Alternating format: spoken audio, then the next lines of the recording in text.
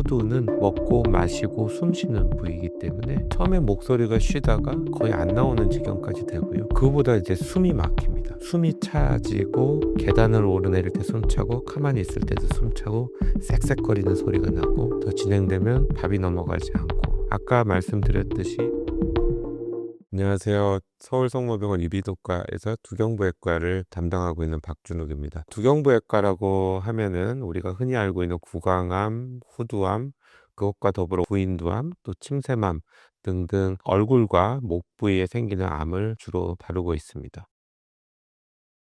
사실 증상만 갖고는 알기는 어렵고요. 근데 이제 한 가지 팁은 성대결절은 대개는 원인이 있습니다. 교사, 가수, 아들을 많이 가진 주부, 목소리를 많이 쓰는 습관을 가진 분들이 생기고 또 이분들이 목소리를 쉬면은 좀 좋아졌다가 또 많이 쓰면 좀 나빠졌다 이런 특성이 있는가 반면에 이러한 원인이 없는데도 목소리가 계속 지속적으로 나빠지는 경우, 흡연을 많이 하는 경우에는 우선적으로 후두암을 의심을 해볼 수가 있습니다. 증상만 갖고 구분하는 거는 사실은 조금 위험하다고 생각을 하고요. 2주 이상 목소리 변화가 지속된다면 가까운 전문의를 찾아가시는 게 좋을 것 같습니다. 둘 다 안 좋지만은 흡연이 훨씬 더 안 좋습니다. 흡연 플러스 음주까지 하면 그게 더하기가 아니라 곱하기가 돼버립니다.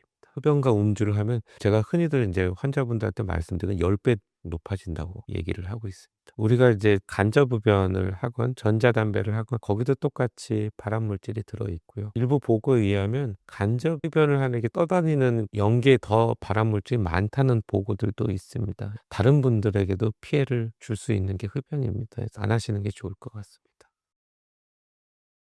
니코틴이 1mg, 6mg인데 니코틴이 사실 발암물질은 아니거든요. 중독성이 있는 물질이고 우리가 실제 암을 일으키는 건 타르와 그 외에 70가지 정도의 발암물질들이 우리 암을 일으킵니다. 1mg건 6mg건 발암물질은 다 비슷하게 들어있기 때문에 다 나쁘거든요. 피시면 안 됩니다. 금연이죠. 호두암이란 거는 아까도 말씀드렸듯이 증상이 빨리 발견되는 특징이 있습니다. 목소리가 쉬면 바로 전문의를 찾아가시는 게 제일 좋을 것 같고요. 흡연뿐만 아니라 위식도 역류 질환, 위산이 이렇게 넘어오는 질환도 하나의 원인이 될 수 있다고 합니다. 위산이 넘어올 만한 음식들을 좀 피하고 음주도 결주하는 게 도움이 되겠죠. 처음에 목소리가 쉬다가 이게 점점 목소리가 쉬다가 거의 안 나오는 지경까지 되고요. 그거보다 이제 숨이 막힙니다. 숨이 차지고 계단을 오르내릴 때 숨차고 가만히 있을 때도 숨차고 쌕쌕거리는 소리가 나고 더 진행되면 밥이 넘어가지 않고 아까 말씀드렸듯이 호두는 먹고 마시고 숨쉬는 부위이기 때문에 이런 역할의 장애가 올 수가 있습니다. 후두암은 조기에 발견되는 경우가 많습니다. 왜냐하면 초기에 목소리가 쉬거든요. 증상이 있기 때문에 빨리 병원에 가는 거죠. 후두암은 목소리라는 우리에게 알려주는 신호가 있기 때문에 빨리 병원에 대개는 찾아갑니다. 아주 초기암, 일기암인 경우에는 방사선 치료 또는 레이저 치료라고 입 안으로 레이저를 쏴서 간단하게 수술을 하는 방법을 합니다. 둘 다 아주 치료 성적은 좋고요. 목소리는 방사선 치료가 조금 더 훌륭합니다. 그래서 목소리를 쓰는 직업이나 이런 분들은 이제 방사선 치료를 우선적으로 권유를 해드리고 방사선 치료는 한번 해버리면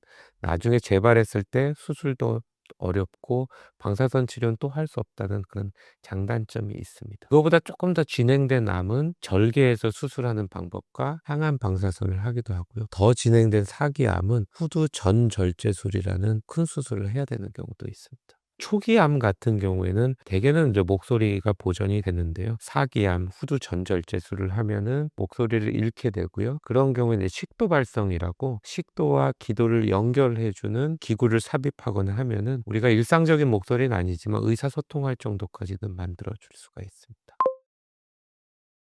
우리가 이제 구인도암 수술하거나 호두암 수술하거나 수술하고 초기에는 구조가 바뀌거든요. 수술을 하면 떼낸 부위가 있고 우리가 재건한 부위가 있기 때문에 구조가 바뀌어서 처음 태어났을 때 이유식부터 하잖아요. 그거랑 똑같이 한다고 설명을 합니다. 그래서 처음에는 요플레 있잖아요. 그런 거를 드시게 하고 물에다 점액 증진제가 있습니다. 그거를 타면은 약간 끈적끈적해지는 그러한 성상의 음식들부터 먼저 드시게 한 다음에 연화 검사란 생각을 합니다. 이게 잘 넘어가는지 폐로 안 넘어가는지 이런 연화 검사를 하고 괜찮으면 점점 점도를 높여서 덩어리가 있는 음식으로 바뀌게 됩니다. 미음부터 시작을 해서 잘게 다진 음식과 잘게 다진 쌀을 드시게 하고 그 다음에 점점 죽으로 그 다음에 일반 밥으로 드시게 하고 있습니다.